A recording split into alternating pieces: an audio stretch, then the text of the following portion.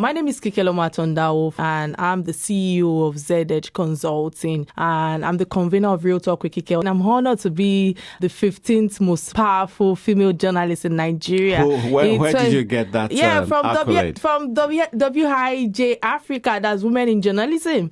And of course, birthing that platform, Real Talk with Kike, is actually from a place of being real, being true, and, speaking up. That's quite a pitch, if I do say. But let's talk about you as a business person.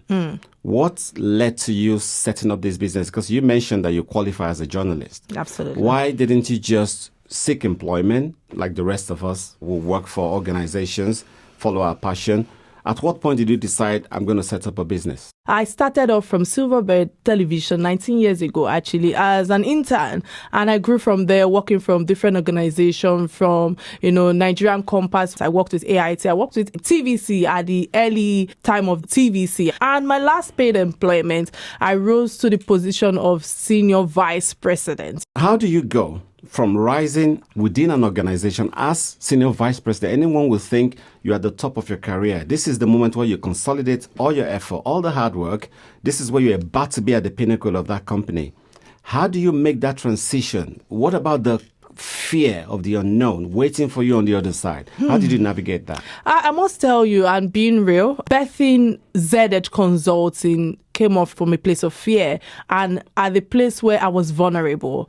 And I felt, okay, no matter how much you work for any organization, it cannot be transferred to your children, so to speak. It's about legacy now. It's good to gather experience. It's good to understand the process of how business is done, different departments and the likes and all of that. But no matter how much you put into another person's organization, it can never be yours. And quite a number of people actually thought that the last organization I worked for was mine because I put in my all in everything that I lay my hands on.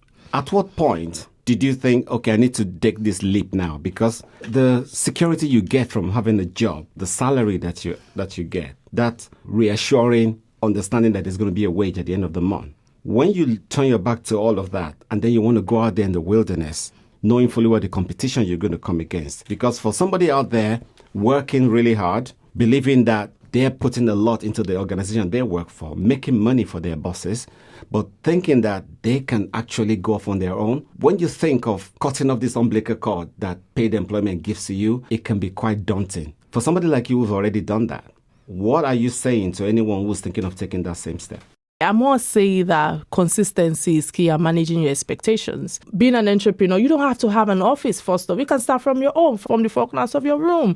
And more importantly, is about you understanding that you have to put in the right products. I feel that people generally, they've not been able to tailor down what passion do I have. It's about just following what other people are doing, following the trend. No, it's about waking up every morning and you're happy doing what you're doing.